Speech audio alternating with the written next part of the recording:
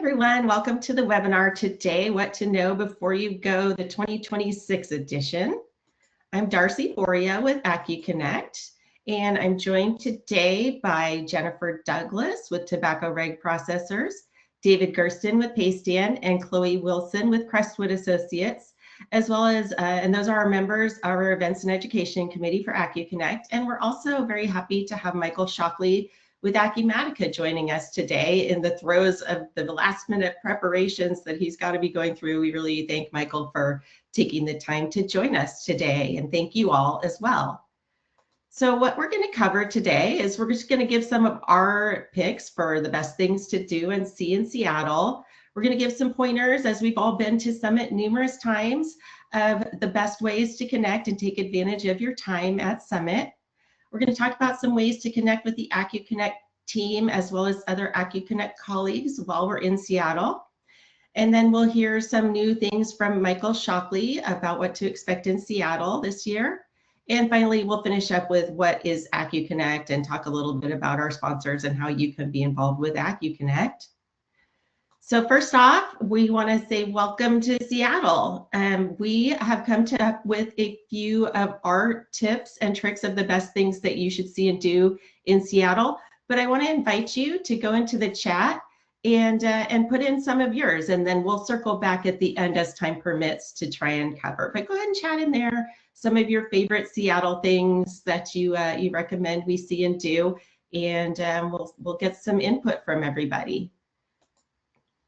So first on our list are just some kind of must-see icons. So the Pike Place Market, it's one of the oldest and largest continuously operating public marketplaces in the US. It's where, you know, you've seen them throw the fish. I mean, you got to go see them throw the fish. It's really cool. The Space Needle, obviously, that was created in 1962 for the World's Fair. It was supposed to be sort of an icon of the space age, but it's still around and it has amazing views.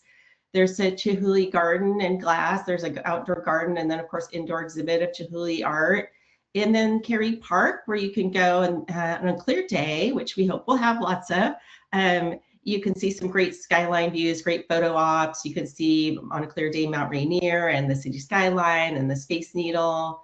So these are all kind of walkable. Some are short rides from the conference center. Good for maybe if you've got evenings or days open before and after. Since it, might not be for some of us warm weather, it just depends on where you're coming from. Some of you will love it. It'll be warmer than where you are, and others maybe not so much, but some indoor fun. The Museum of Pop Culture is super cool. Seattle Art Museum. The aquarium is the 9th largest in the country by measure of attendance. And the Museum of History and Industry has millions of artifacts from the Puget Sound history. So really cool there as well. And then Seattle's just a great city. If you haven't been, the vibe is so cool. It's just got so much going on. There's a great nightlife. There's the coffee culture, just fun neighborhoods to visit. So here's some of the ones that we might suggest and some great spots for informal, or as we call it, advanced networking opportunities. Kind of a pro tip for you guys. I'm sure a lot of you guys have seen the City Pass, which is, I'm going to leave this on here and you can scan the QR code if you want, because if you do plan to do a lot of sightseeing, this is a really good way to save some money. So the last offer I saw was $129. You can get into the Space Needle and the Seattle Aquarium, and then pick 3 more from that list down below. So if you're going to have a lot of time to go see a lot of things, these are some really good sites to visit, and you can save some money by using the City Pass. One thing we wanted to be sure to address was getting there. So Sunday, as some of you may know, it will be the NFC Championship game, and there's a very good chance that Seattle will be playing in it, in which case it will be held in Seattle. So that could pose some interesting situations for traveling from the airport to your conference center or hotel, if that happens, depending on what time you're getting in on Sunday. So check with your hotel, see if they have a shuttle. Obviously, most of us will usually do an Uber or Lyft, but just be aware that if there's a lot going on, there could be surge pricing you'll have to deal with. There's taxis, obviously. And then they also have a Link light rail, and I put the website on this slide. So you might also want to consider that as an option.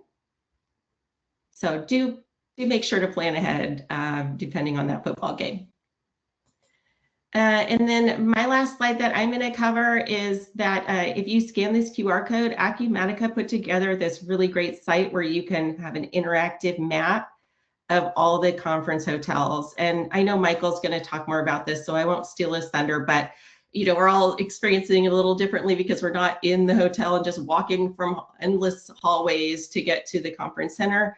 But all the conference centers are relatively quite close to the convention center. So it's not going to be too much of a hardship for most people, I think, to make your way to Summit at the Summit building. And with that, I'm going to pass it off to Chloe Wilson with Crestwood to talk about networking tips. Yeah, thank you, Darcy. I'm super excited. I'll probably have to check out the aquarium. Looks super cool. So today I have the pleasure of presenting on networking at Summit. So before we talk about specifics at the event, where to be, what to do, I want to take a step back and talk about how to think about networking at Summit. For many people, networking can feel like something to be doing constantly or something that maybe feels exhausting. And so I want to simplify that for everyone on the call. I believe Summit networking works best when it's intentional. It's not about how many people you meet. It's not about whether you meet everyone you wanted to meet. It is about whether the right conversations continue after you get home. So I wanted to share a simple 3-step approach you can use before, during, and after Summit. The first step of this 3-step approach is building what we like to call a networking smart list. Before you arrive, take a little time to think about who you would generally benefit from meeting or introducing yourself to. Keep this list short. Maybe about 10 to 15 people is enough. As you build it, I would like to think in about 3 groups. First, the Acumatica team. These are product leaders, industry specialists, and roadmap owners who can help you understand where the platform is headed and what that means for your business. Second, maybe partners and ISVs, vendors you already work with or are actively evaluating. Summit gives you access to all of these vendors that normally maybe takes a few weeks to coordinate meeting with. You can meet with them directly on site. And third, peers, other customers, partners, or vendors who are like you, similar industries, similar challenges, similar stage of growth. These conversations are often the most honest and, of course, the most rewarding. The second step is to make the connection before Summit. Some of the most valuable conversations at Summit start maybe a few weeks earlier. So after this webinar or anytime before the event, reach out with a short, thoughtful message to anyone on your smart list. You can do that via LinkedIn, email, or even the Summit app. Speaking of the Summit app, ensure your profile is fully created. Your photo is added on the Summit app, your title, your description. This will ensure people who you meet but maybe don't catch your LinkedIn or your email can find you via the app. And then thirdly, is turning the conversation into momentum. The conversation itself is only the beginning. On site, focus on listening, ask questions that invite reflection, what someone is focused on improving, what has been more challenging than expected, and what they're thinking for next for 2026. After the meaningful conversation, you can jot down a note or a possible follow-up, and then within a week of getting home, reach out and suggest a next step. That's how Summit becomes something you build on and not something you move on from. Now, I'm going to talk a little bit more about key ways to network at Summit and key networking at Summit.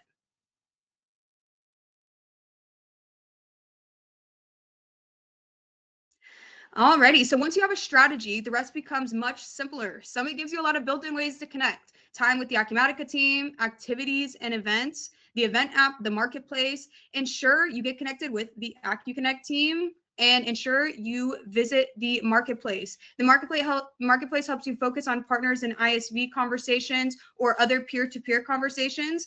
The event app can help you protect your time by scheduling meetings in advance. And honestly, you don't need to use everything. You just need to use the right things with purpose. So now let's chat through our top picks for networking and activities.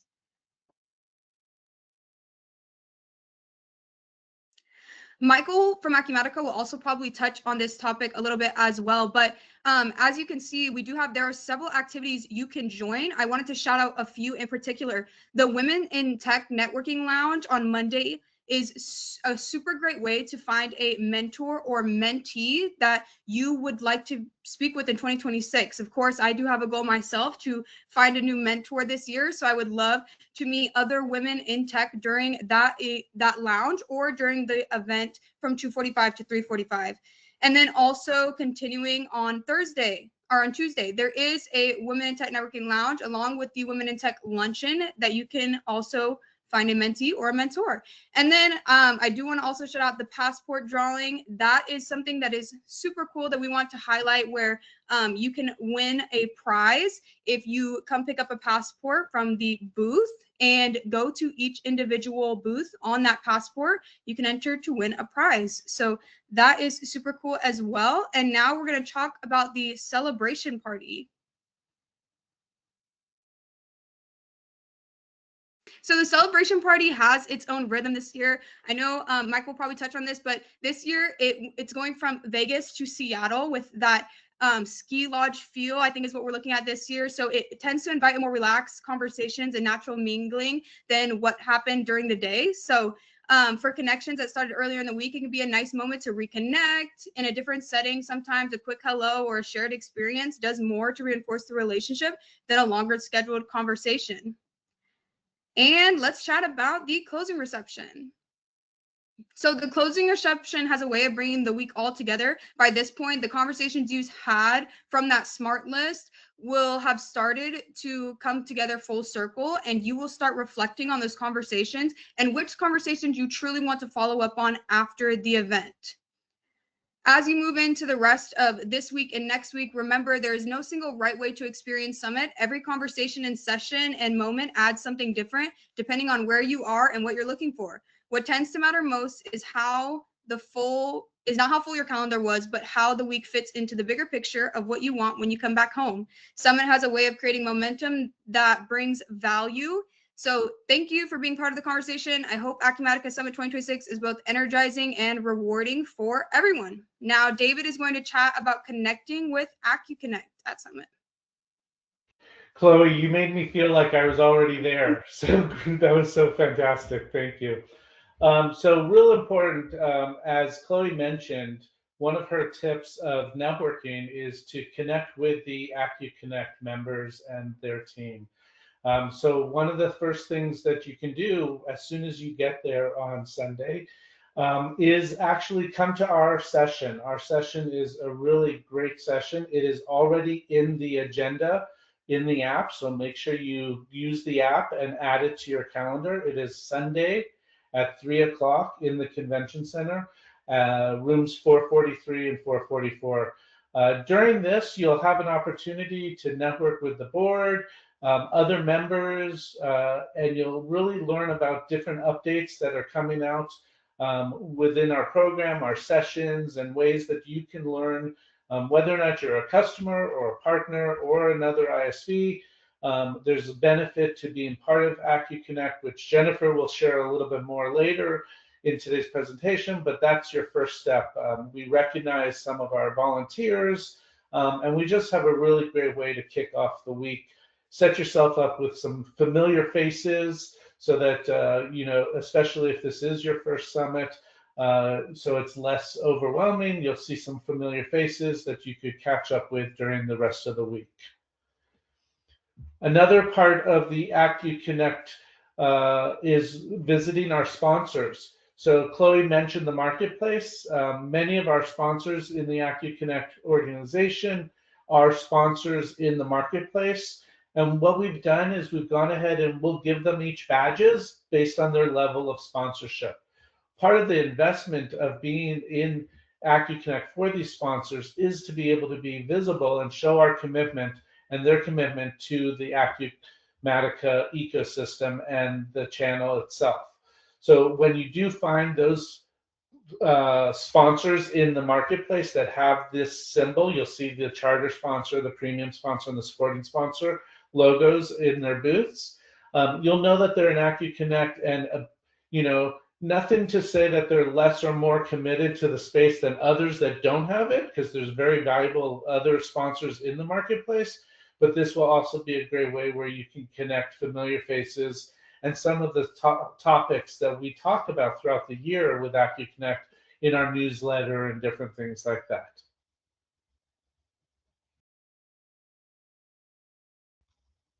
Finally is the passport. Chloe talked a little bit about it. This is a visual of it, exactly how it's going to roll out. So what you want to do is you want to make sure you get a passport. Each of the booths participating will have their passports available. And you'll go ahead and get this and walk around, and each of the booths that you visit will go ahead and mark off on your passport that you spent time with them. Please, obviously, you want to go because, yeah, if you collect 13 stamps, you could get entered into winning $250 in either cash or gift cards of your choice.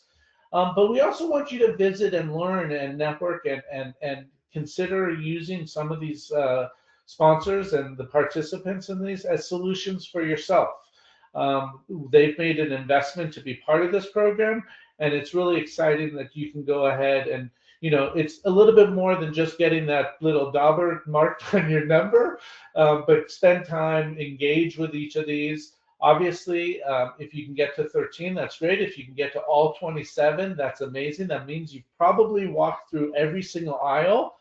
As you can see in the map, strategically the blue, you're going to probably touch every aisle of the marketplace, which is fantastic. And this will be kind of your guide to the actual marketplace as you're going row by row. If you collect 27, all of them, you'll be able to be entered into $2,000 in cash and gift cards. In the past in Vegas, we gave away chips, you know, casino chips, and you were able to go redeem those. This will be either cash or gift cards, depending on what you want as a winner.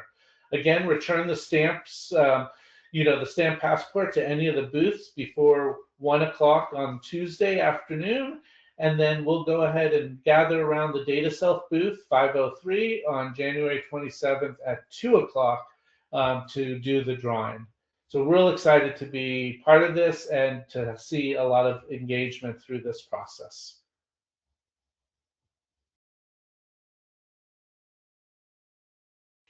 Great. Thank you, David, and thank you, Chloe. Now let's hand it off to Michael. Thank you, Darcy. Hello, everyone. Looking forward to seeing you at Summit 2026 here, which is just 10 days away from its begin, 9 days if you're going to be participating in Hackathon. But if you haven't met me before, my name is Michael Shockley. I oversee our events here at Acumatica. And yeah, please, if you see me in Seattle, stop by and say hello. Would love to connect and hear about your experience. But you know, I think I wanted to just start off and give a quick snapshot about Summit as a whole, and then we'll get into some more of the fun stuff, and I'll add some commentary to some of the things that Darcy and Chloe and David have all talked about. But I think the big news here from my end is that, you know, Summit remains a very strong event for us in terms of total registration, which you can see there, in terms of total sponsorship, et cetera. I think, you know, when we decided to move this event from Las Vegas, that was a question mark. You never know how things are going to go. And I think the kind of talk track that I've maintained is, you know, the best thing we ever did was place Summit in Vegas for 5 years. It allowed us to really hone a program and some other things. I think what you're going to see is that event from a flow will continue from what you've expected in Las Vegas in terms of sessions and the keynotes, et cetera. And then the second best thing we're going to do is take it out of Vegas, because I think this allows us to continue to grow, and you'll see that in some of these other slides. But also, you know, get a little bit uncomfortable and experience some challenges that we're going to have to solve and continue to force us to make the event better as it continues on in the future. But as Chloe noted and showed, you know, the schedule is going to be remarkably similar to what you've seen in the past, right? We're going to kick off kind of on a soft launch on Saturday with our hackathon, and then Sunday evening, when the welcome reception and marketplace open, is when the event kind of officially opens for business. Your Monday and Tuesday schedules are identical to the past. And then the only thing we've done this year is that we've pulled up partner networking forum from Thursday to Wednesday, and the event wraps on Wednesday evening with the closing reception. But as Chloe mentioned as well, in addition to our Women in Tech luncheon, which will be on Tuesday as always, we are having a Women in Tech lounge that will be available. It's open to everybody, but it will have some breakout sessions that are specifically scheduled, but it'll also have hours where it's open throughout the event for people to come in, connect, network, etc. really excited about the venue. I think this will be a really interesting change for us, going from like a shared convention center hotel to having distinct venues for our hotels and then the convention center. But this convention center is absolutely gorgeous. It's beautiful. I think when you get inside, it's going to be a really different experience from being at the Wynn. I think by design, the Wynn has its own design motif, et cetera, but it also can be a little bit confusing. Everything kind of tends to look the same when you're in a casino and a hotel, especially for 9 days, like those of us who are planning the event. But this space, as you see here, is very unique. A lot of glass, a lot of steel, things like that that'll have a very unique tone. And then, frankly, one of the things that we've tried to do is kind of, you'll see these wayfinding signages, et cetera, throughout the building. But you can kind of get an idea here of how the facility itself is very vertical versus very, kind of spread out horizontally. And so you'll see these on every floor. We've done our best to try to create some analog versions of this so that, to complement what you'll have on your app, to know where things are and when things are. Also, I know hotels were mentioned, and that was a great QR code that you're able to kind of go in and get walking directions, but we will have these at the exits as well. And just to kind of give you this idea, I'm sure you've heard me say this before if you haven't already, but I think one of the other things that's interesting about our current setup is that the farthest hotel away is the Sheraton, and the Sheraton is actually closer from a walking distance to the convention center than if you were at the Wynn lobby walking to Cristal Ballroom where the keynote was. You're just going to have to walk down a couple of streets, but it's a very simple, as you can see here. Those other 3 hotels, the Hyatts and the Residence Inn, are all literally within sight distance of the convention center. So on average, we're talking anywhere from a 1 to 2 minute walk to maybe a 5 to 6 minute walk if you're going to the Sheraton. And I'll talk a little bit more about some of the stuff that we're doing to kind of help you along those ways here in a minute.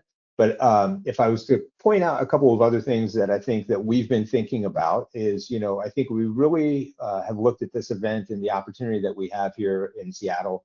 We want to quote kind of acumatify the venue and other things, if you will. Again, one of our challenges at the Wynn was that you were at the Wynn and they have very strict guidelines about what you can do, what you can't do. They're very protective of all their design inside the hotel. So we tried to take advantage where we could with some signage and things like that. But here, from the moment you step off the airplane, hopefully you'll see some of our signage that we're placing at Seattle International Airport.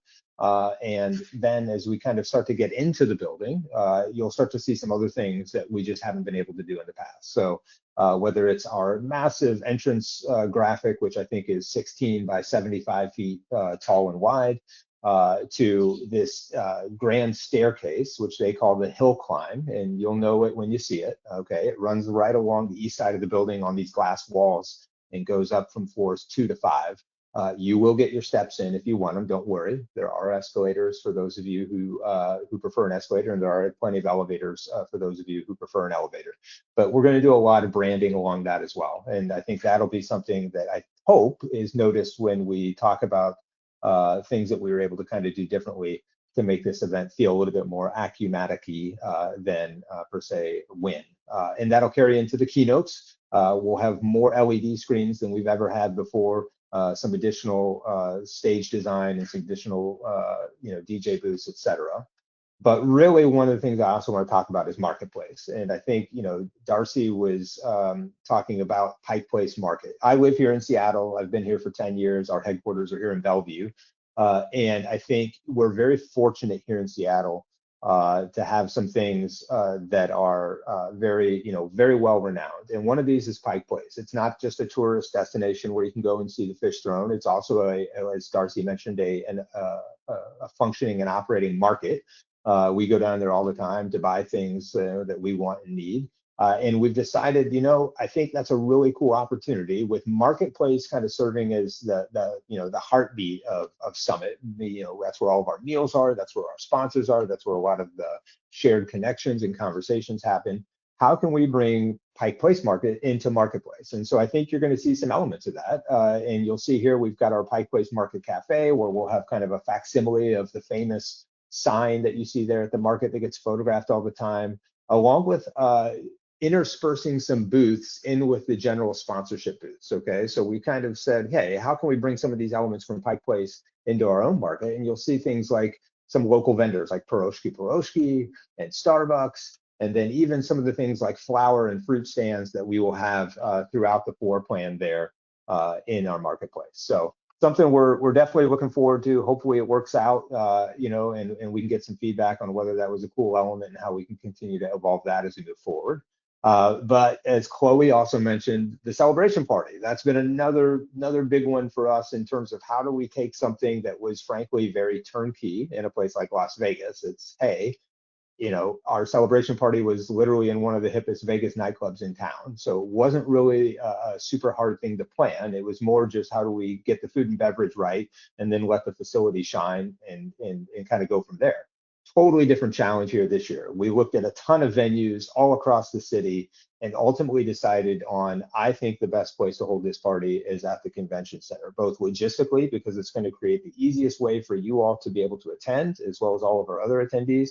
But also, I thought that we can effectively transform this into a really cool experience. So starting on Tuesday, after the Women in Tech luncheon ends at like 1:30, we're flipping this thing into a nightclub and into another opportunity I'll show you here in a minute. But you will see here, we're going to take the ballroom and turn it into a super cool kind of Mountain Nights-esque nightclub where you will see some of these design elements pulled through. We'll be activating the video boards and having things run there. DJ Kara is back, as Chloe mentioned, and I know that's something we always look forward to. She has continued to grow in her own career and is doing phenomenally right now, and I know she'll add a lot of great energy to our event. But then also kind of pulling through for those of you who maybe aren't just looking forward to dancing the night away on our LED dance floor, which will be a really cool element. We've taken advantage of this lobby space and kind of creating this kind of a pre-ski lodge type of feel. And so you'll see that outside, a little bit quieter vibe. That is where all the desserts will be as well. So you're not going to want to miss that. We've got a very cool kind of P&W themed dessert array, if you will. But things like these kind of like igloo lounges, and then we're going to have curling outside. So for those of you who are ready for the Winter Olympics, get ready. There will be a couple of curling sets out there that you can take advantage of, as well as kind of this Pacific Northwest candle making station. Just little things that we can do to kind of add to the indoor nightclub vibe. I think you'll see out here, along with plenty of drinks and food, et cetera, for you to enjoy. I know one of the other big elements of this moving to Seattle is, hey, it's not going to be in Las Vegas. It's not going to be fully indoors. How are you going to make this a little bit easier on me than that front? And so first and foremost, if you're wondering if there will be a coat check, yes, there will be a coat check. It will be right there as you walk into the main lobby off to the left. I will say, as Darcy mentioned, Seattle, while it does get a reputation for rain, it's certainly nowhere near the top of the list in terms of annual rainfall in the country every year. But I would also say the weather tends to be a little bit more moderate than you would expect in the winter, right? Like usually it's highs in the 40s, lows in the high 30s. Rarely will we get, a super cold snap that comes through. But if we are, we're prepared. We've got a coat check. We're also going to have ponchos and umbrellas available for distribution if you would choose to go that way. And then I think going back to what I was talking about earlier, trying to make it really easy for you to find your hotels when you're walking out of the building. I think, some of the muscle memory that we've developed over the last 5 years in Las Vegas is something that's absolutely going to be different this year and that we're all going to have to train ourselves on. But my goal is that we have resources there to complement whatever it is you already have to help make your experience as enjoyable as possible. So a couple of housekeeping things before I wrap. Number one, please download the Summit app. If you haven't done so already, the QR codes are there for both the App Store as well as the Android store. And, I think this is really the remote control through which you can view Summit moving forward. Number one, your schedule is on there, your personal agenda is on there. So everything that you need to manage that, including being able to add and drop sessions if you choose to, but also the ability to connect with other attendees through chat, see all of our sponsors, things like that. It's really a single one-stop shop for everything Summit. Some housekeeping items for those of you who are also participating in our marketplace. I would just continue to emphasize that please make sure all of your branding is up to date. It's been 2 years now since we switched out our brand. Our new logo is no longer our new logo, it's just our logo. And so I hope that we don't have any instances of our old logo being used, because we do walk around, we do police it to a degree and ask people to replace things. But another thing is that we are going to continue with our no marketplace only badges. I know I've had a couple people reach out asking about, hey, can I get an expo only pass? It's just not feasible really for us. It's how we choose not to do this. We choose to only have a full summit pass. So there's no worry. If you have a summit badge, you're in. You get all of your meals. You can come to the celebration party. We try not to segregate and say, oh, no, expo only passes can't go here. So please make sure that anybody coming to your booth to work, et cetera, has a summit pass and is registered in the system. And then our opening reception will be Sunday, January 25th. 5 p.m. is when announcements will start. So please be at your booths, and then doors will open promptly at 6. And finally, if you have not done so or met Steve Pampanella already, he is your contact for any of these marketplace questions. And you can see his email address right there. Last thing, okay, checklist, a couple of things. Number one, please be sure to go to the correct convention center building. There are two. Ours is named Summit, so that's a good thing. Should be pretty easy for us to all remember. But we will have people stationed at the Arch building in case anybody shows up there. But as you're putting things into Google Maps, et cetera, please go to the correct convention center building. Also, for those of you who have chosen one of our partner hotels, be sure to double check that. There's 3 Hyatts. There's also another Residence Inn there as well down at South Lake Union. So just make sure you're always looking at the fine details to make sure you're going to the right place. Want to make sure you're having the best experience as possible. And then to wrap up in conclusion, a couple of last things. Number one, our website, summit.acumatica.com, has everything you need, including a link for Visit Seattle, which will also kind of piggyback on what Darcy was asking about some of the recommendations, et cetera. Anything need to know about visiting Seattle, whether it's tourist sites, restaurants, coffee shops, et cetera, is going to be on that site and give you a really good snapshot of Seattle. And then if you have any questions, please email our Summit inbox at summit@acumaticaevents.com. And thanks so much. I hope to see everybody and look forward to the event getting here as soon as possible. Thank you so much, Michael. That was really good information. I'm so excited. It looks beautiful. It's going to be really neat. We did have a couple questions, and I did look in the chat to see if anyone put anything about Seattle tips in there, and no one did. And I thought, what is wrong with everyone being so quiet today? And I realized I think the chat's not enabled. So if you have ideas about that we can talk about your own tips, we've got one in here from Jay that said we missed the Museum of Flight. So that's a good one I imagine to check out. And then, so go ahead and just put them in the questions if you don't mind, and we'll review them that way at the end. And we're going to have Jennifer talk for just a couple more minutes. But there were 2 questions from Michael, so I want to go through that. Yeah. Michael, how can we search attendees by customers/VARs, location, modules used? So is there any way to filter the attendee list in the mobile app beyond? Yeah, we don't make that information available in terms of like registration type. Like that's something that's very technical for like my backend system and how we're running registration, if you will. So that information is not available. However, if you there could be some, if you have questions about specific ones, you can connect with your Acumatica point of contact, whether that's on Daniel O's team or whomever else, to kind of say, hey, do you know if so-and-so is going to be here, et cetera. But generally speaking, we don't share that level of detail in our registration information. Okay, and then we have another question from Mo with SPS Commerce. And I mean, this might be something you want to take offline, but what options do we have as a platinum sponsor at the celebration party? Anything similar to the cabana at the Wynn? Yeah, unfortunately, no. This year, the cabanas, candidly, we just took advantage of because they were there. That was part of the Club XS, and that was its infrastructure, and that was the only reason why we used those. So that is not an option this year, but there will be plenty of seating and cool loungy spaces, et cetera, inside of the club that are just open to everybody on a first come, first served basis. Excellent. Okay, well, thanks so much. I don't see any other questions for Michael, so we'll go ahead guys, put in the questions area if you have any Seattle must-see items to share. And I'm going to bring over to Jennifer now and finish up with a little bit about acu-connect. So let's get back to it. Hello, everybody. Darcy, I will offer that I did manage to see, when I was doing some research on Seattle, there is a pinball museum. really trying to get some of the other developers to go to and do some nerdy stuff with me, but completely off topic. But No, that's right on topic. It's good. my name is Jennifer Douglas. I work for Tobacco Rock Processors. I'm actually a customer. I work with the events and webinar committee, as well as being on the board of directors for acu-connect. So all of this information I'm about to share is very near and dear to my heart.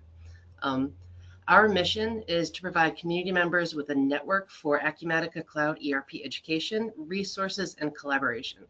So what that means is everybody that is part of this acu-connect community, as a sponsor, as a participant in the committees, we all are really passionate about education and giving everybody the best way and multiple ways to find all of the information that you would need to make really good choices and reach out to people that have information that you might not be able to find just on Professor Google. So that being said, as a not-for-profit, we do really depend on our community sponsors. And to that end, we always like to say thank you very much to everybody that supports us and allows us to give back to everybody. We've got our charter sponsors, our community sponsors, and everything that we do really couldn't happen without the support from all of these participants. And for this, I'm also going to go on a little side tangent here. Why join acu-connect? I joined because I sat through one of their sessions and absolutely loved the passion that every person on that panel and on that committee had for what they do. And I saw how much fun they had giving back to the other people in the community. And I wanted to be part of something special. So I joined because the education, the collaboration, the resources, as a customer, that's invaluable. But as a person, being able to have that little niche to be able to give back to something that matters to you was huge. And you're able to connect with subject matter experts. You want to know about, a third-party AR module, you can find it there. There's a huge resource library with listings for like all of the ISVs. Well, not all of them, but most of the major ISV solutions. You've got Acumatica specific blog content that's you're not going to find on Acumatica. You're not going to find it on GitHub, Reddit, any of the my normal sources anyway. You can collaborate with other partners, team up for a full, from sales to shipping solution if you're an ISV. You've got invitations to member-only forums, activities, events. We've got some great webinars, and we keep those recorded, and so you've got access to them even after the fact if you are a member, which is absolutely free, by the way. So if you want to become a member, go ahead, pull out your phones. You can scan this little QR code. It's free. You fill out the application, and you get an email to let you create the account. And again, highly recommend it as a customer. I've had the best time for the last, has it been 3 years now, Darcy? I think it's been 3. I've been on the events and webinar committee for 2, and I've been on the board for most of this year. So about 3 years. So please join us, and no regrets, I promise. And we've got some fabulous things coming up. So we've got some save the dates. Go ahead and scan the QR code again. You can come to our in-person session at Summit on Sunday, right after the end of Hackathon. On February 19th, we're going to have a recap, all the buzzwords, the big ticket, the hot topics at Acumatica Summit. We're going to cover those. We'll bring some people in. We'll discuss the ramifications, the implications, the excitement of what these things are going to bring for going forward. And on the 26th, we'll have our first special interest group virtual roundtable, sysadmin leaders.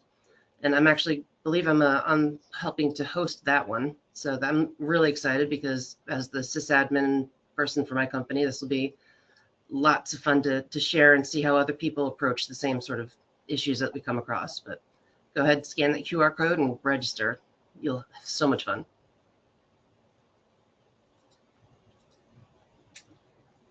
Well, thanks, Jennifer. Appreciate it. I don't see anyone typing in the questions about ideas for things to do and see in Seattle. Well, we'll wrap up shortly here, but if anyone has anything to throw out there, we welcome your ideas. This is a collaborative organization, so We just want to hear what you guys have going on out there. I think everyone's just excited for all the planned events. I mean, the schedule is always so packed. It's a lot, yeah, definitely. I will miss the fun run. Oh, wineries. Mandy said wineries. Thanks, Mandy. That's a good one.